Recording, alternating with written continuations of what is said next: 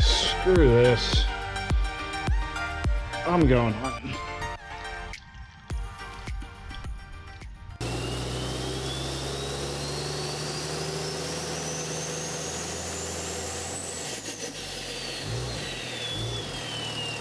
Hello guys, welcome back to the channel. Welcome back to the garage. So we are back here working on the truck once again. Last week, the truck performed phenomenally.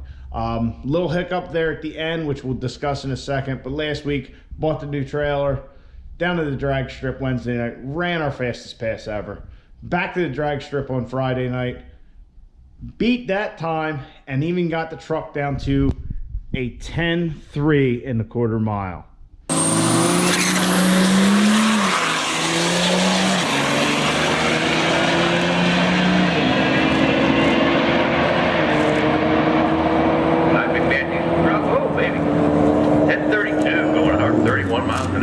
Then we concluded the week with the YouTube call out at Maple Grove, where we got to have a friendly race with our man Greg A. Unfortunately, he broke, but that would have been a really good race. I think these trucks, my truck and his truck, are probably pretty evenly matched. He's full weight, but we're probably banking about the same power, honestly. But you know, it would have been a good race, I think. So anyhow, onto the truck. Our little hiccup was our last pass, the truck kind of revved to the moon when it went to the 1-2 shift.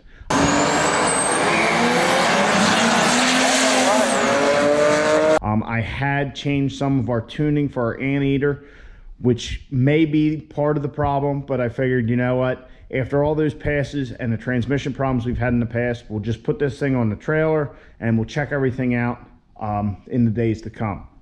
So when I got home from work, I pulled the pan, emptied the pan, pulled the pan, and proceeded to, I didn't drop any bolts in the fluid, which is typically like half of them end up in the fluid. Well, I ended up dropping the whole pan in there because it was kind of stuck on there and I didn't put a bolt back in when I was knocking it around. So at that point, I said, screw it, we need to get out in our tree stand anyhow. So I went and did a little hunting. Only saw a few out in the field, but oh well. It was still a nice night in the stand, other than the fact that a stand had fallen on a tree had fallen on my stand and messed the resting rail up and all that shit. Anyway, so looking at the fluid in the pan, looking at the drain plug, there's not much to say. I mean, it looks mint. I mean, it looks perfect. Yeah, there's a little bit of stuff in there, but that's nothing unusual, really. The pan looks pretty good. The fluid looks good.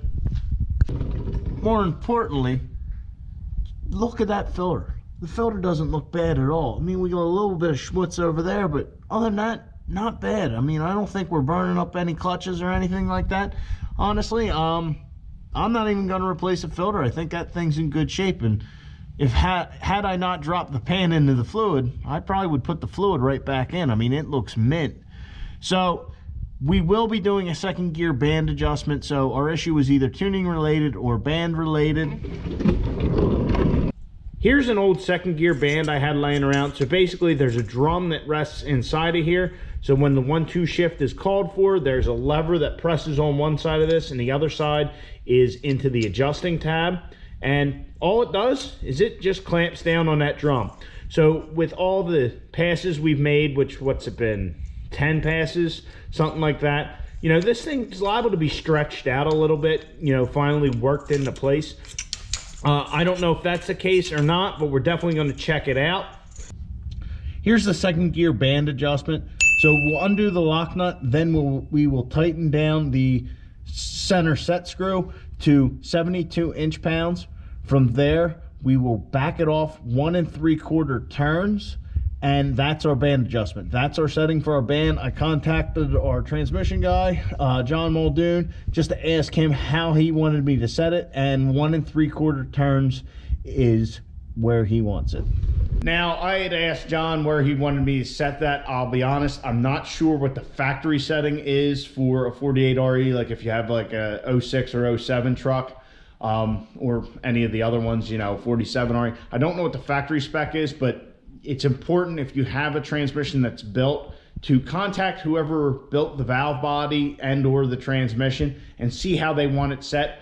Some places are a little different, you know, depending on the build and all that. So just make sure you get in contact with them about what to set this to, and you know, that way it's set up right for your transmission.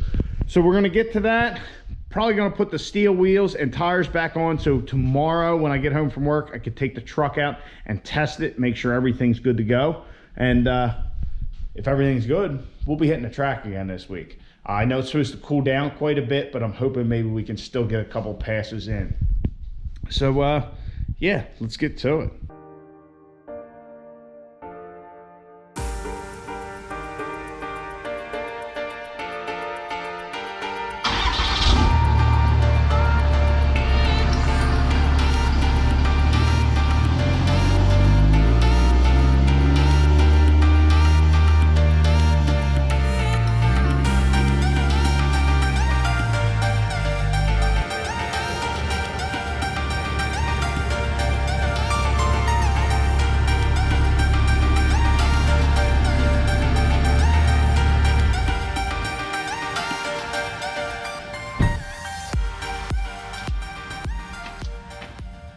Need a little more ATF. The local Advance, normally I go in there and get ATF. They normally just have quarts. Now they got gallons, so apparently somebody's been going through a lot of deck smirk. Who the hell could that be?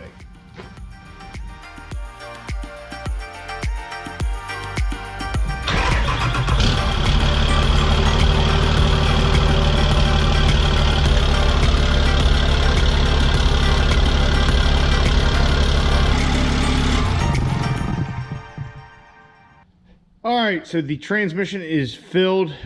We have a good level. We'll have to check it again after we take the truck out for a test drive, which will be tomorrow. When I grab the transmission fluid, typically it's like 10 quarts, I think it takes. Somewhere like that. It's between 8 and 10. I put 9 in it tonight, but I got an extra 10, so if we have to do this again, not a problem. We already got it, don't have to run it. But we may have an issue. The selectable hood stack, I was playing with it actually the other day before Maple Grove on the trailer, and I couldn't get it to shut off. So I disconnected the wiring inside. There's little plugs, almost like a charging cable for like a laptop or something. So I undid them and was listening to the motors, and this motor definitely sounds a little weaker. So I don't know if our high EGTs have gotten to the valve and kind of started to melt things down there, or it's affecting the motor. But either way, I cannot fully shut off the hood stack. So the whole selectable hood stack thing, it did work. It seems like it may have failed already due to what we're doing with the truck. I'm going to see if I can get a bore scope from work, and we'll check that out. Not going to take it off tonight. Probably not going to take it off if we get to the track Wednesday. I'm probably not going to take it off before then.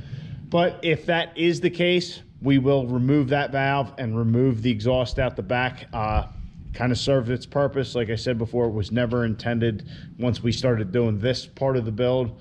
You know, once we decided to go full on race truck, it was just more of a proof of concept. So does it work? Yes, but not under the most extreme conditions.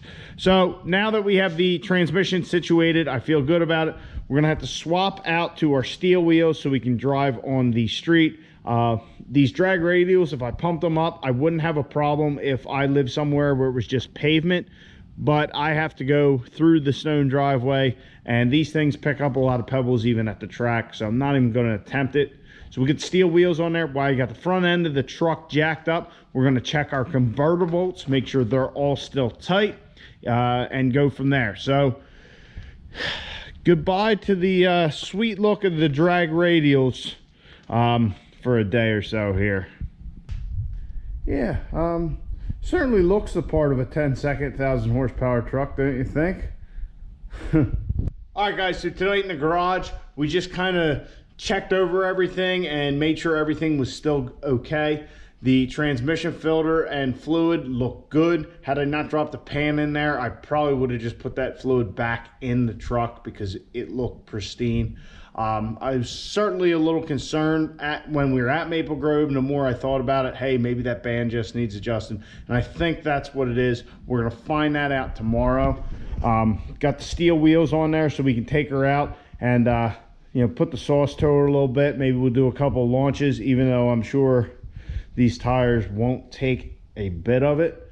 But yeah, so the transmission's filled up. All of our flywheel to converter bolts were still tight. Nothing was loose there. That was good.